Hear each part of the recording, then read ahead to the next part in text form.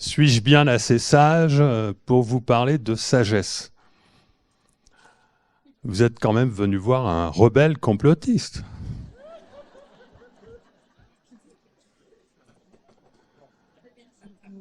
Alors, et pourquoi je dis ça? Je suis allé voir dans le dictionnaire Larousse les définitions de la sagesse. C'est très intéressant. Mais il y a aussi une définition dans le dictionnaire du transhumanisme de 2030, du complotisme, qui est intéressante. Complotiste, dictionnaire de la secte de Davos, donc. Se dit d'une personne qui croit pouvoir penser ou décider mieux qu'une intelligence artificielle.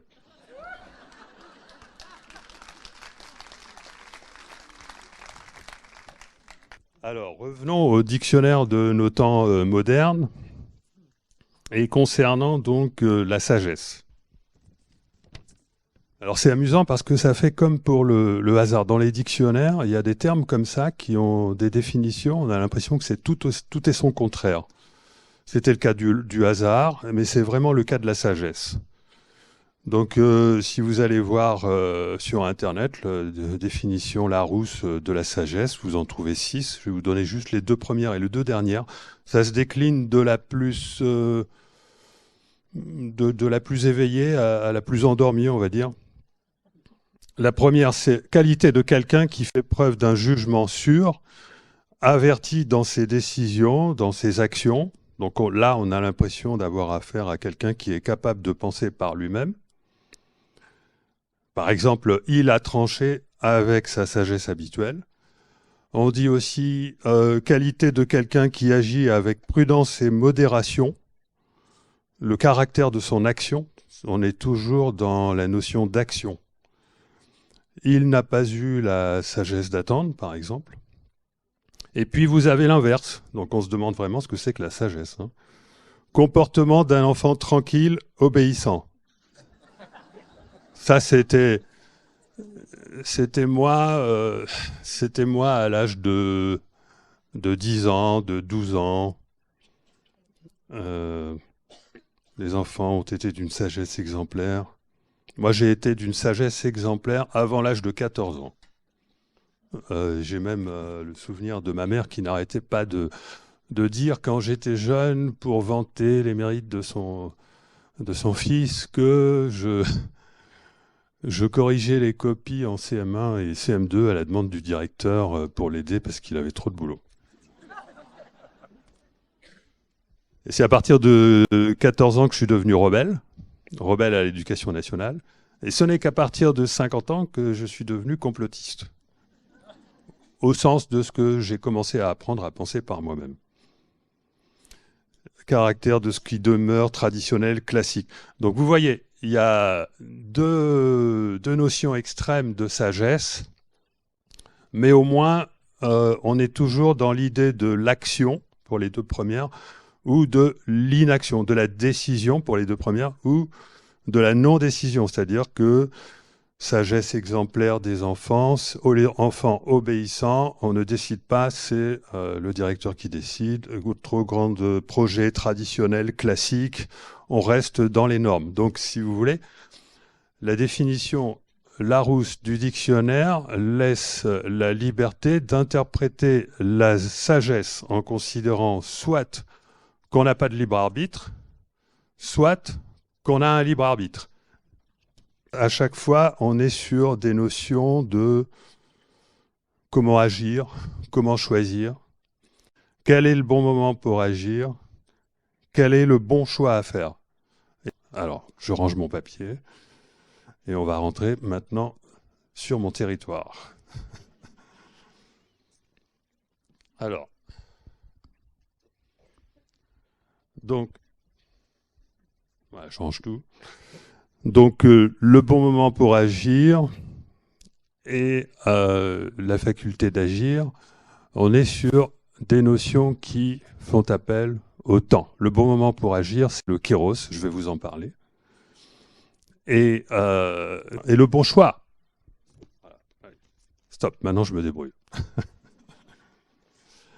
Le bon choix, qu'est-ce qui nous permet de faire le bon choix? Alors je vous le dis tout de suite, ce qui nous permet de faire le bon choix, c'est l'âme, et c'est la raison pour laquelle vous êtes tous des complotistes.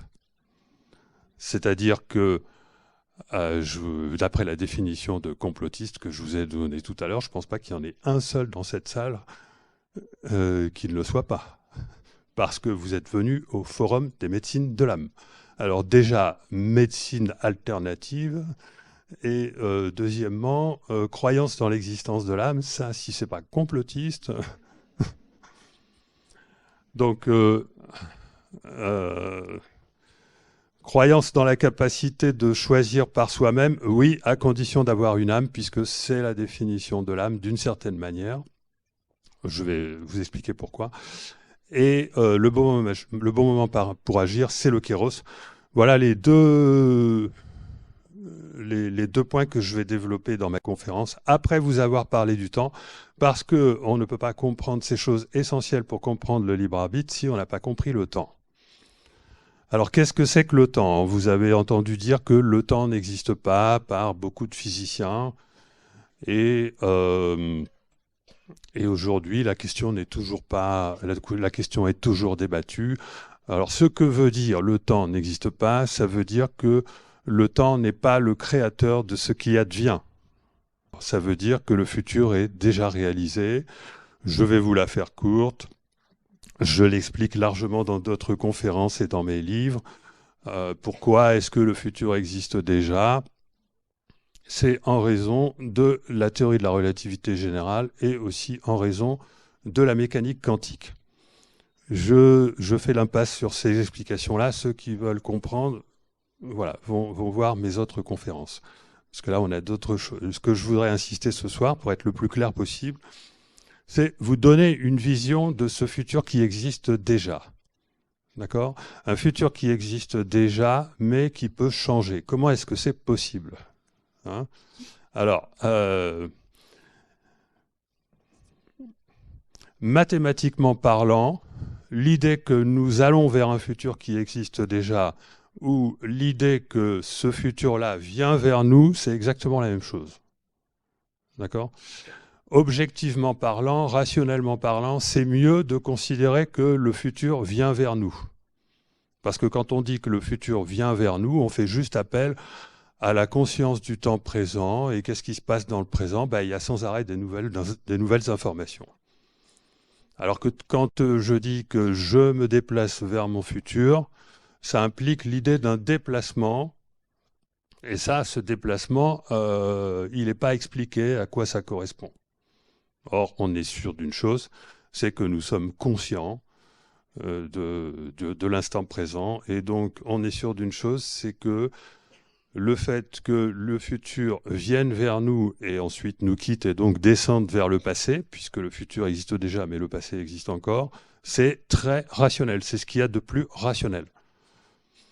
Et du coup, ça m'oblige à avoir une vision assez bizarre, enfin une vision drôle de notre réalité de l'espace-temps, parce que si le futur vient vers nous et que la réalité descend donc du futur vers le passé, il est évident que le Big Bang est un trou noir. Il n'est pas créateur, il avale la création. D'accord? Et ça, c'est extrêmement intéressant parce que ça a des conséquences merveilleuses. Mais stop! Pas vous en parler. Je veux vous donner l'idée de ce que c'est qu'un futur qui vient vers nous et qui peut changer. Si le futur peut changer, c'est qu'il est multiple et qu'il peut avoir différentes configurations à l'intérieur de ses potentialités multiples. Considérez-le comme un territoire. Par exemple, quand vous allez faire une randonnée en montagne, ou n'importe où d'ailleurs, vous partez d'un plan, et puis vous dessinez l'itinéraire que vous allez prendre. Eh bien, c'est un peu comme si vous dessiniez votre futur, puisque c'est bel et bien le chemin que vous allez vivre dans le futur. Eh bien, c'est réellement comme ça qu'il faut concevoir le futur. C'est-à-dire vraiment comme parfaitement défini dans ses moindres détails, ce qu'on appelle le multivers, qui n'est pas interprété correctement en physique.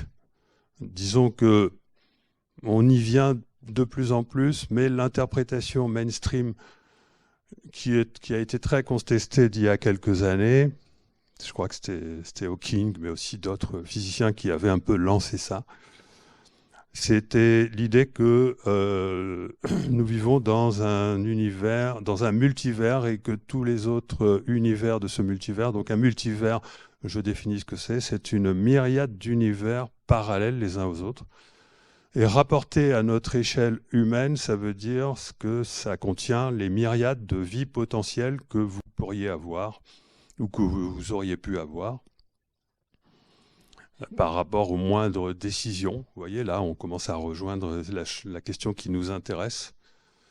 Et donc, comment la meilleure conception du multivers, c'est de le considérer comme un arbre de vie avec, à chaque fois qu'il y a une bifurcation, il y a un choix à faire. Donc, vous voyez, on revient sur la question du choix.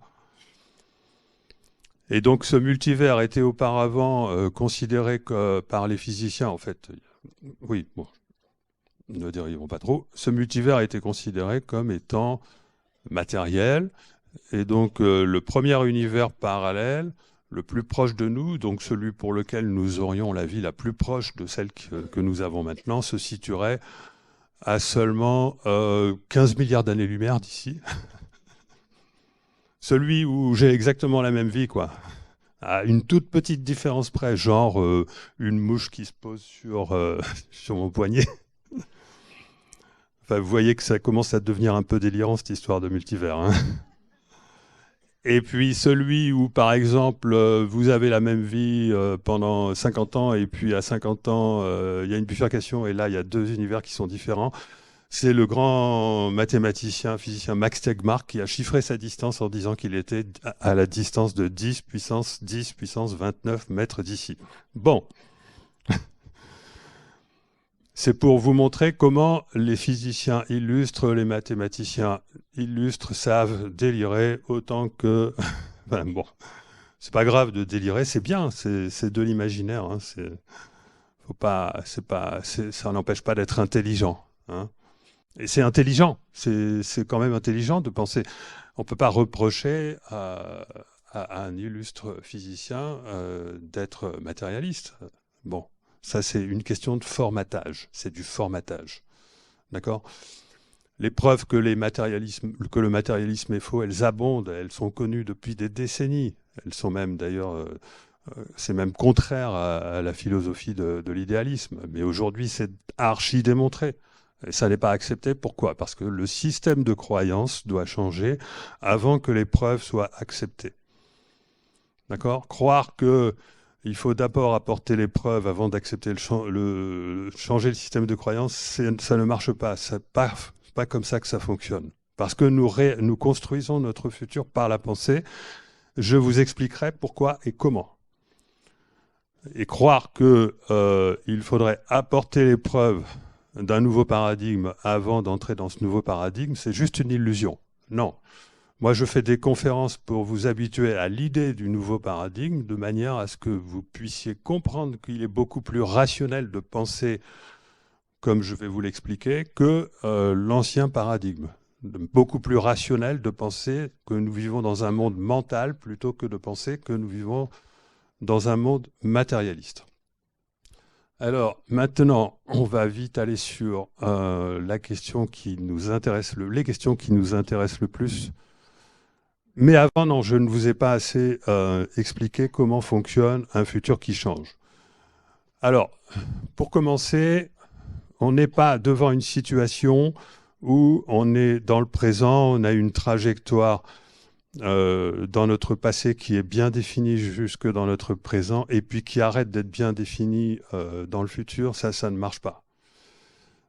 Parce que les lois physiques ne pourraient pas fonctionner si le futur n'existait pas déjà. Parce qu'il y a ce fameux hasard d'un Dieu qui joue au dé, ou alors à moins de croire que Dieu joue au dé, effectivement, et que nos décisions sont prises par un jeu de dés. D'accord ? Donc à ce moment-là, effectivement, si nos décisions sont prises par un jeu de dés, On ne connaît pas les décisions qui vont être prises, surtout si elles sont rejouées en permanence. Et donc, on pourrait considérer que notre futur, tout se passe comme si notre futur n'existe pas encore, puisqu'on ne connaît pas le résultat du jeu de dés ou qu'il peut être remis en question. En tout cas, les lois physiques ne pourraient pas fonctionner. Par contre, et ça, je l'ai démontré, et je l'ai publié dans une grande revue de physique avancée qui s'appelle Annals of Physics. C'est ça qui fonde ma crédibilité scientifique. J'ai démontré qu'on pouvait changer quelque chose dans l'histoire sans avoir besoin de bouleverser le futur. C'est-à-dire, j'ai juste démontré qu'on peut modifier localement l'histoire humaine. En fait, c'est l'histoire d'un billard, hein, sans bouleverser les conditions finales. C'est-à-dire que, par exemple, demain matin, vous pouvez aller chez le boulanger en voiture plutôt qu'à pied, à condition de ne pas avoir d'accident. Ça ne va rien changer à la planète. D'accord? Vous trouvez ça évident? Oui, mais pour les physiciens, ce n'est pas évident. Donc, il faut considérer que le fait que le futur puisse changer n'est pas incompatible avec le fait qu'il existe déjà. Et le fait qu'il existe déjà possède un avantage énorme, c'est que du coup, on n'a pas besoin d'introduire le hasard pour déterminer la trajectoire de ce que nous avons à vivre. Donc vous allez voir que ce fameux hasard n'existe pas en réalité. Et donc, comment vous imaginez ce futur? Eh bien, imaginez que, comme je vous ai dit tout à l'heure, vivre l'instant présent, c'est vivre une situation où le futur vient vers nous, et vous êtes un peu comme un observateur qui est devant une fenêtre en train de vivre sa vie. Imaginez que votre vie soit projetée sur un écran de télévision qui représente votre vision et que vous êtes allongé et puis que vous avez un appareil de réalité augmentée branché sur vous et qui vous fait quand même vivre toutes les sensations.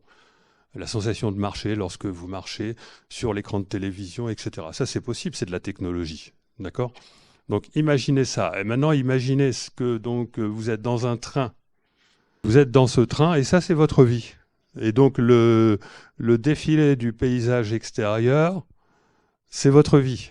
D'accord? Le défilé du paysage. On passe de... Je vous fais une métaphore pour réduire 4 dimensions en 3, de manière qu'on puisse comprendre, parce que notre cerveau, il n'est pas capé pour comprendre 4 dimensions. D'accord? Quand je rajoute le temps, parce que j'ai spatialisé le temps en vous disant que le futur existait déjà, donc ça veut dire que je vous parle d'un espace à 4 dimensions. Or, comme c'est difficile de visualiser un espace à 4 dimensions, je suis en train de le réduire à 3 pour que vous puissiez comprendre. Donc, il y a la quatrième dimension qui est le temps, devient simplement la dimension du voyage. Vous avez compris, hein? Et vous êtes assis sur votre banquette de train, vous voyez le paysage extérieur, c'est votre vie. Eh bien, mettons que vous assoupissiez, vous dormez, et puis vous faites un voyage hors du corps. Bon, ça maintenant c'est connu, les voyages hors du corps, mais de toute façon on s'en fout, là c'est juste pour comprendre. Vous faites un voyage hors du corps, vous vous retrouvez, je sais pas, à 1 kilomètre au-dessus du train, et puis vous voyez le train, vous voyez où il va, vous voyez loin, et puis vous voyez au loin un passage à niveau, et à ce passage à niveau, bah, il n'y a rien. D'accord? Enfin, si vous voyez un repère qui vous dit où vous êtes, équivalent à 1 année, par exemple.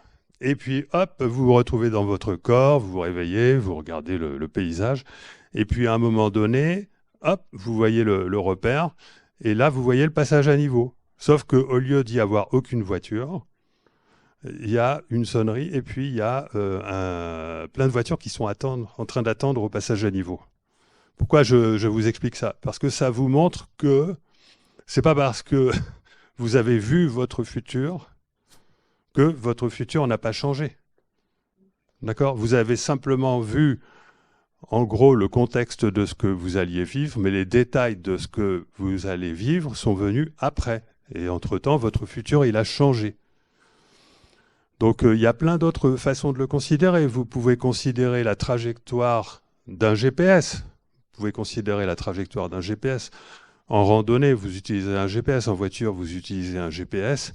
Alors moi, j'ai retrouvé dans mes calculs de billard qu'effectivement, il existe deux types de modifications possibles de l'espace-temps. Il y en a une qui a lieu dans le présent et qui a l'air de se faire sous l'égide de notre conscience. Et c'est là que la question du libre arbitre va se poser, et c'est commence à devenir extrêmement intéressant. Et il y a une modification qui se fait sous l'égide de on ne sait quoi dans le futur, c'est ce qui va changer notre trajectoire de vie, si elle change. Hein. Et là, on ne sait pas trop. Moi, je vais vous résoudre le problème de façon très simple. Je vais tout simplement définir en physique les deux entités qui nous manquent pour déterminer les choix que nous faisons au moment des bifurcations, d'une part, c'est-à-dire dans le présent, et au moment où nous changeons de destinée comme étant l'âme et l'esprit. Voilà, mais on peut donner, mais juste pour que vous compreniez la suite, de manière à ce que, je vais vous les définir plus tard, mais juste pour que vous compreniez la suite. Je vais plutôt insister maintenant sur la notion de bifurcation. Bifurcation, donc lorsque vous montez dans l'arbre du multivers, à un moment donné, il y a deux branches. Est-ce que vous empruntez la droite ou la gauche? C'est ça, une bifurcation, c'est ça. Et j'ai montré qu'il existait des bifurcations dans un billard, mais à un nombre absolument fantastique. Même moi, je ne pensais pas que j'allais trouver ça. C'est depuis mon jeune âge que je me suis dit qu'il y avait un petit souci avec le hasard et le déterminisme en science. Vous savez que on est sur, c'est pour ça que vous êtes venus nombreux à ma conférence, je pense, parce qu'on est, je pense que la crise Covid n'y est pas pour rien. C'est une parenthèse utile que je fais là, puisque vous avez compris que la crise Covid, enfin, que l'instrumentalisation de la crise Covid a eu pour but de nous emmener vers une grande réinitialisation. C'est-à-dire que c'est pas sanitaire, c'est financier, qui ensuite devait nous amener à un système de contrôle transhumaniste. D'accord? Et ce système de contrôle transhumaniste, c'est la secte de Davos. Et qui est l'intellectuel de la secte de Davos? C'est Harari, l'auteur de, je sais plus, un livre très célèbre. Harari qui dit l'âme, c'est terminé parce que la science a compris que tout dépend du hasard et du déterminisme. C'est-à-dire que Harari, il est resté à une conception de la science qui date de plusieurs siècles. Et il n'a pas tenu compte des progrès effectués par la physique récemment, simplement parce que les physiciens n'ont pas su interpréter correctement la physique, parce que quand on reste dans une conception matérialiste de la réalité, on ne peut pas interpréter correctement la physique. Pour interpréter correctement la physique, il faut partir de l'idée que tout est conscience. Et c'est très objectif. Il n'y a rien de plus objectif que de partir de la conscience, puisque c'est la seule chose. Je pense donc je suis, ça veut dire je pense donc je suis conscient. Et je pense notamment que Sylvain, je ne sais pas où tu es, va peut-être nous expliquer tout à l'heure pourquoi la conscience n'est pas le produit du cerveau, pourquoi la conscience est première, etc. Donc je ne vais pas vous l'expliquer maintenant. Et donc quand vous partez de la conscience, de l'idée que la conscience est première, toute la physique redevient intuitive, je vous assure. Il suffit simplement, il suffit simplement d'identifier l'espace et la conscience. Parce qu'en physique, l'espace, il n'existe plus. Il est troué, il est pixelisé, il est non local et il est en vibration. J'explique ça dans mes livres et conférences, je ne vais pas le faire maintenant. L'espace ne peut pas être de l'espace. L'espace, c'est la construction collective d'un collectif de conscience. L'espace n'a pas plus de réalité que l'espace que vous vivez lors d'un rêve réaliste. La différence entre un rêve réaliste et la réalité, déjà vous-même, vous vous posez la question parfois, lorsque vous vous réveillez, je suis sûr, je pense que c'est arrivé à tout le monde. Alors bien sûr, on ne vit pas toutes les nuits ce genre de rêve, mais moi, il m'est arrivé de vivre des rêves où j'ai vraiment l'impression de sortir d'une réalité, et je suis en train de me demander, mais laquelle est la bonne Eh bien, il y a quand même une différence, c'est que notre réalité à nous, que l'on considère comme objective, elle est objective uniquement parce qu'elle est consensuelle, parce qu'elle est collective. Alors que la réalité que vous vivez dans un rêve, elle est individuelle. Et ce n'est pas le cerveau qui la fabrique. Pas plus la réalité que vous vivez dans un rêve que la réalité que nous vivons tous collectivement. pour des raisons, bon, je les explique un peu partout. Euh, mais je veux en venir au kéros et à l'âme. Donc, vous avez compris. Alors, oui, j'ai encore oublié un truc. Une bifurcation dans un billard, c'est lorsqu'une boule, elle frôle une boule, une autre boule, à un point tellement limite, près de rentrer en collision, que vous savez pas si elle a frôlé ou si elle est entrée en collision. Et cette incertitude-là, vous pouvez la faire tendre vers zéro. J'ai passé des années à bosser là-dessus, hein. Pendant des années, je me suis cassé la tête à travailler, à faire des calculs de billard pour faire tendre vers zéro l'incertitude qui fait qu'on ne sait pas si une boule, elle a, hum, elle a frôlé ou si elle a choqué une autre boule. Ça s'appelle une bifurcation. Et j'ai essayé de quantifier le nombre de bifurcations en faisant tendre vers zéro la précision de mes calculs. Et je me suis aperçu que vous avez beau faire tendre la précision de ces calculs vers l'infiniment petit, vers la longueur de Planck, là, 0,000, vous trouvez le même multivers. Simplement, il est juste un peu retardé, ce qui est fantastique. Oh là là. Non, mais vous pouvez, j'essaye de vous mettre dans.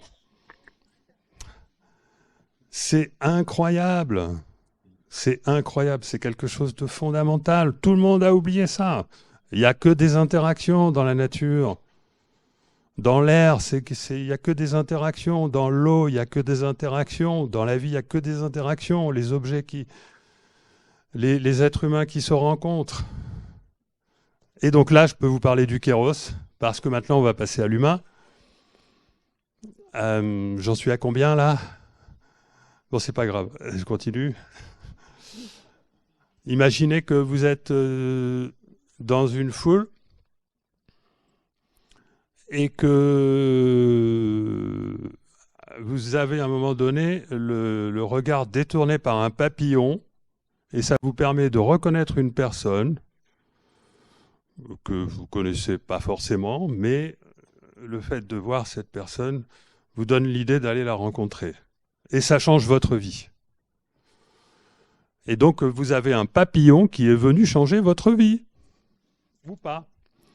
Parce que vous auriez pu ne pas prendre la décision de rentrer en contact. Vous auriez pu voir que il y a cette personne et ne pas prendre la décision. Ça, c'est frôler. Ou vous auriez pu aller rencontrer cette personne et changer votre vie. Ça, c'est choquer. C'est exactement la même situation que dans le billard. Et ça veut dire quoi? Ça veut dire qu'il y a des moments dans la vie où il suffit d'un petit rien pour que votre vie bascule. Et ces moments sont relativement rares. Ils sont rares, hein. C'est-à-dire que on peut avoir l'impression fausse qu'à un moment donné, si on va discuter avec quelqu'un ou pas, ça va changer quelque chose à notre vie. Non. On peut, si on va chez le boulanger en voiture ou à pied, ça va changer quelque chose à notre vie? Non. Si on fait même des choses, partir en vacances ou pas, est-ce que ça va changer? Pas forcément. D'accord? Parce que là, on oublie la dépendance de l'autre facteur qui détermine notre futur. Parce que vous avez le droit de ne pas suivre la dame de votre GPS. D'accord? Suivre la dame du GPS dans le cas où il y a un papillon qui vous détourne le regard vers une personne, ça veut dire aller à sa rencontre. D'accord? Ne pas suivre la dame du GPS, ça veut dire non, je suis timide, j'y vais pas. Je reste dans mon conditionnement habituel, je conserve ma timidité. Et là, c'est votre libre arbitre d'une certaine manière. Vous voyez que le libre arbitre, là, il est compatible avec le conditionnement. Mais vous avez la situation inverse. Alors maintenant, j'en viens au principal. Et donc, vous avez compris donc peut-être ce multivers et l'idée que pendant un certain temps, donc on ne peut pas changer son futur, mais qu'à partir d'un certain temps, il y a un nombre de bifurcations qui commence à augmenter sans arrêt, et que là, probablement, il devient possible de changer son futur, mais la question est de savoir comment ça marche. Alors c'est là que la magie rentre en lieu, rentre en scène. Et c'est là que moi, j'ai réfléchi pendant ces dernières années longuement. J'avais postulé des choses que j'ai écrites il y a bientôt 10 ans dans la physique de la conscience. Et ce modèle, je l'ai élaboré, je l'ai maturé, je l'ai mûri, et tous les ans, je progresse dans mes idées. Et aujourd'hui, j'ai enfin compris comment fonctionne l'action, comment agit la conscience sur notre futur, comment la conscience fait pour modifier nos conditions finales. Et pour arriver à le comprendre, je suis revenu encore à mes histoires de billard. Mais simplement là, il me fallait faire des calculs extrêmement sioux, parce que avec un billard, j'arrive à simuler ce qui arrive pendant un certain temps, et puis après, il y a toujours ce problème de précision qui fait que je ne sais pas comment l'univers, quelle trajectoire l'univers choisit au-delà d'un seuil critique où rien, où tout devient indéterministe. Bah maintenant j'ai trouvé, parce que ces calculs, je les ai pas faits en réel, je les ai faits dans ma tête, parce que je suis quelqu'un qui a passé sa vie à calculer dans sa tête avant de calculer en réel. Et ces calculs me disent que il y a une solution absolument géniale, mais vous pouvez pas. J'aimerais bien vous faire ressentir ce caractère de la génialité de cette idée. Euh, Il y a un truc, une solution géniale à la question de savoir comment se détermine le futur au-delà d'un certain temps, lorsque la mécanique devient trop imprécise, parce qu'on descend au niveau du quantique, on descend à l'échelle de Planck. Eh bien, là, il apparaît un multivers. Eh bien, il y a une solution très simple, mais vraiment en plus hyper élégante, et qui va même séduire les physiciens hein, et même les matheux. C'est tout simplement que en dessous d'une certaine taille, en dessous d'une certaine valeur infinitésimale, c'est la vibration qui prend le relais. C'est-à-dire que la précision que vous n'avez plus dans, dans les conditions de vos boules, leur vitesse, leur énergie, etc., la précision que vous n'avez plus, et qui fait que la boule, elle peut acquérir de multiples trajectoires, ben, elle est compensée par le fait que le vide vibre, et que que ce sont les fréquences de vibration du vide qui vont déterminer quelle trajectoire la boule va suivre.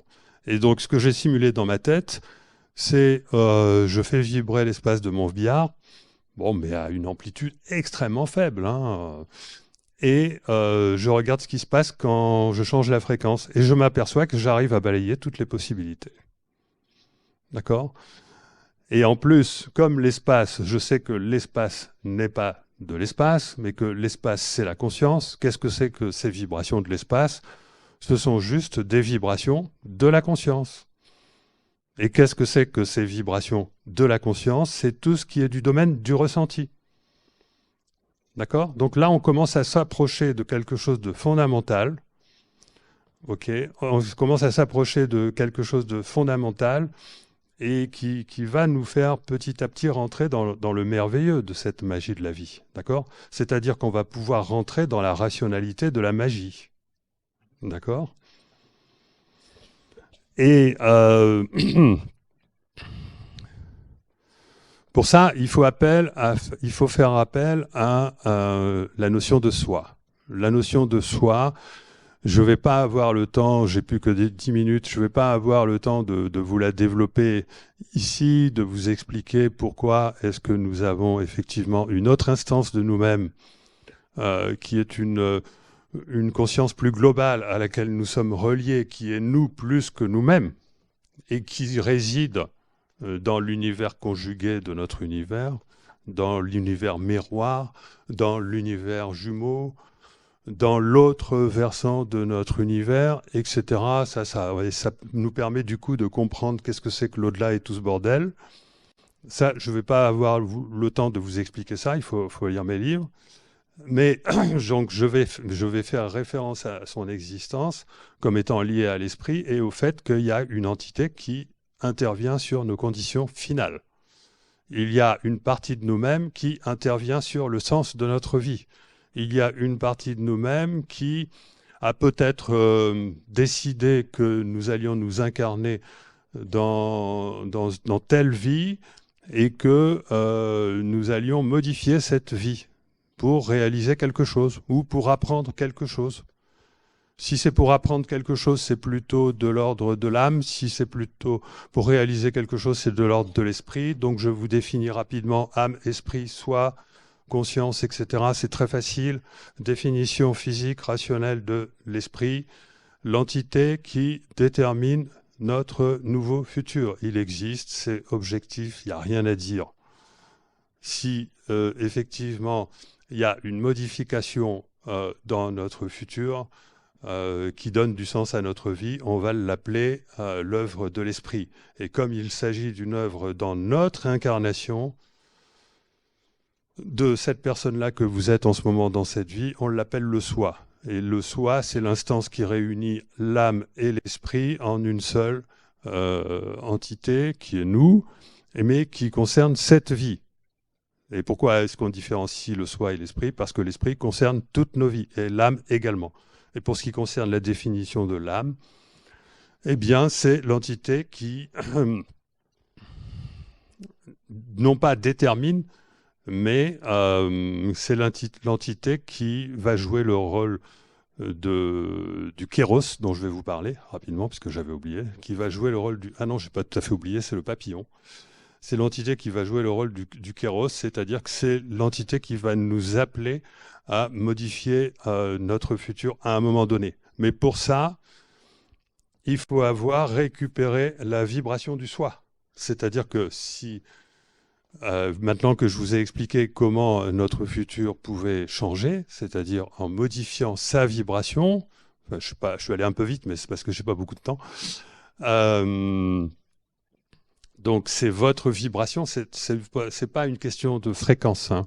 C'est pas les vibrations haute fréquence vous emmènent vers le bien, les vibrations basse fréquence du vide vous emmènent vers le mal. C'est beaucoup plus compliqué que ça. Pour arriver à faire une œuvre dans la matière qui soit vraiment belle, radieuse, etc., et qui vous apporte, qui vous rende heureux, etc., c'est une vibration très complexe, hein. C'est quelque chose qui... La meilleure analogie, c'est la musique, hein. Un orchestre symphonique, par exemple, vous donne une idée de ce que c'est que cette vibration-là. Parce que la réalité est quelque chose de très complexe et que pour faire le bien, pour agir correctement, pour être sage, il faut vibrer un orchestre symphonique en nous. Pas des hautes fréquences, pas des basses fréquences, il s'agit de vibrer un orchestre symphonique en nous. Et si cet orchestre symphonique que nous vibrons en nous est en résonance avec l'orchestre symphonique que vibre notre soi, eh bien alors ça va nous permettre de réaliser notre meilleur futur, c'est-à-dire celui de notre soi qui est plus nous que nous-mêmes. Et c'est là que ça va provoquer les synchronicités qui agissent comme le kéros qui passe pour vous indiquer quel est le bon chemin à prendre. Et moi, j'ai vécu ça dans ma vie. J'ai vécu ça dans ma vie à plusieurs reprises. C'est pas seulement de la théorie, c'est de la pratique. Et donc, le kéros, c'est quelque chose de très important. C'est quelque chose... alors, K-A-I-R-O-S, c'est les Grecs qui ont inventé cette notion. Ils l'introduisent comme un temps supplémentaire. Et il faudrait introduire un autre temps supplémentaire, ce qui fait qu'au total, il y aurait 3 temps. Il y aurait le temps Aion, qui représente le nouveau cycle, celui que le soi, votre soi, ce vous-même qui est plus vous-même que vous, aimerait la route qu'il aimerait vous faire prendre. Ça, c'est Aion, le nouveau cycle dans lequel il essaye de vous faire rentrer, parce que vous avez besoin d'apprendre, et quand que vous avez appris, ben vous pouvez devenir une personne meilleure qui fait quelque chose de nouveau dans un nouveau cycle. Ça, c'est Aion. Et le kéros, c'est le messager du futur. C'est celui qui vous indique le chemin à prendre pour peu que vous vibriez la vibration de votre soi. Et la vibration de votre soi, pour la capter, parce qu'elle se capte, c'est pas la volonté, c'est l'intention. Il y a une différence entre intention et volonté. L'intention, et je parle de l'authentique, c'est l'intention que vous captez lorsque vous saisissez la vibration de votre soi, et le coup de tampon qui vous indique que c'est la bonne, c'est la joie. C'est-à-dire que lorsque vous ressentez avec joie le sens de votre existence, c'est bon, vous tenez la bonne vibration avec laquelle vous allez pouvoir réaliser vos rêves. Ça marche comme ça. D'accord? C'est-à-dire que, mais pour y arriver, il faut se déconditionner parce que le cerveau est un grand simulateur et il va vouloir jouer ce rôle. Le cerveau va vouloir vous piquer cette prérogative. Votre cerveau va vouloir vous faire croire qu'il a réussi à se connecter. On appelle ça l'ego spirituel. Il va vouloir, il va vous tromper. Votre cerveau va passer son temps à vous tromper parce qu'il voit que, oh là, il y a une partie de vous qui est très puissante, qui est capable de faire de la magie. Il a envie de vous la piquer. D'accord? Et donc, il faut faire très attention. Lorsqu'on veut, par exemple, apprendre à provoquer des synchronicités, il faut faire très attention parce que faut faire très attention à ne pas avoir des synchronicités partout. Voilà, enfin, comment je vais pouvoir terminer cette conférence qui est trop courte. Donc, je vais simplement vous résumer cette histoire. Que pour moi, il m'apparaît très clair aujourd'hui que la physique, c'est une science absolument géniale qui peut nous apporter effectivement tout ce dont a besoin l'être humain pour comprendre sa véritable nature. C'est quand même puissant, à condition de l'interpréter correctement. Si vous êtes sceptique, etc., lisez mes livres, écoutez mes autres conférences, essayez de vous imbiber de la rationalité de ce que je dis, ou alors contestez, démerdez-vous, mais bon, voilà. Mais à un moment donné, utilisez-le pour vous, c'est-à-dire faites l'expérience pour vous. Hein, et c'est en faisant l'expérience que, effectivement, en étant vous-même, en reconquérant votre souveraineté intérieure, parce qu'il s'agit bien de souveraineté intérieure. Donc, utilisez l'enseignement que je vous propose pour vous renforcer vous-même, pour capter cette énergie fabuleuse qui est celle de votre soi, pour arriver à créer le meilleur de vous-même. Et vous allez voir que ça fonctionne. Voilà, je vous remercie.